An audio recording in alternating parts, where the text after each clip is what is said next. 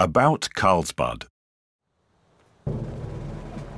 The famous Czech king and Holy Roman Emperor Charles IV, also known by the title Father of the Nation, sought to both consolidate and expand his empire by marriage, and also by means of skillful negotiation. Sometimes, though, when he saw further than those who cared only for themselves, it was not possible to avoid having to take a sword into his hands and to enforce his will in a different manner. After one such military campaign, he rested at Loket Castle. During the heavy fighting, however, he suffered a leg injury that did not heal well.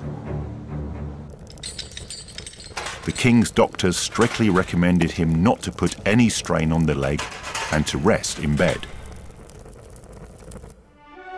He endured lying down for just a few days, and then, despite all the urging of his attendants, he let his horse be saddled and set off with his most loyal companions to go hunting in the deep forests around the Eger River. They had travelled for some time without a catch when suddenly the dogs startled a huge deer from a thicket. The animal, however hard he tried, failed to shake off the experienced hunters with a pack of hounds. Finally, they drove him straight to the edge of a high cliff.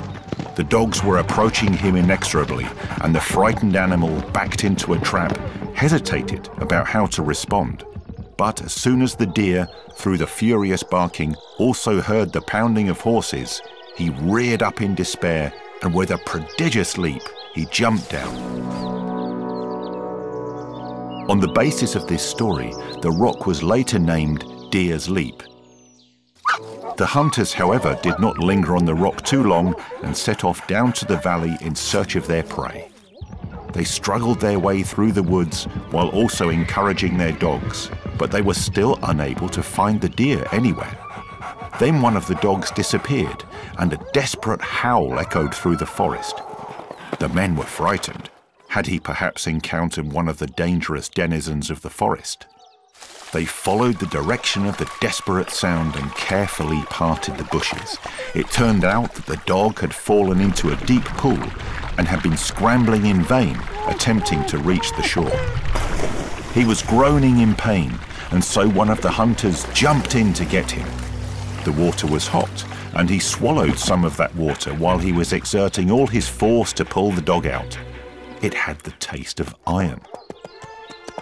Also at that moment, the king arrived, who, due to his injury, had been slower in pursuit of the deer than the rest of his group. Charles IV had toured Europe in its entirety, and he therefore immediately realized that there were healing springs on this site.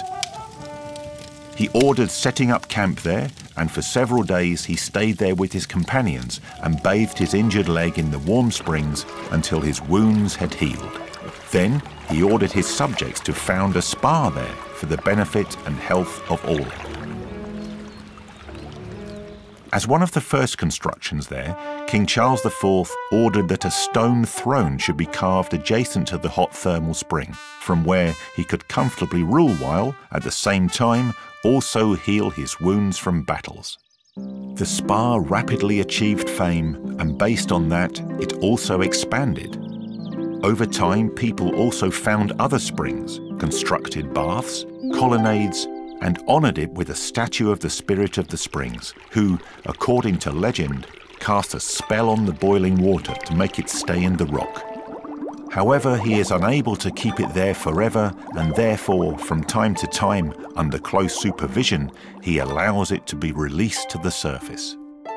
Today, though, we know that water is warmed by heat emanating from the earth, and that it acquires its healing properties during its passage through the rock to the ground surface. At the spa, guests are still able to see what this wild seepage looks like. Since that time, a number of famous physicians have also examined how to best utilize the healing potential of the mineral springs.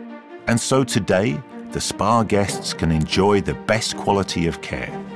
Warm baths that relax their muscles and heal their wounds as they did at one time for the famous Czech ruler, after whom the spa is named, Carlsbad.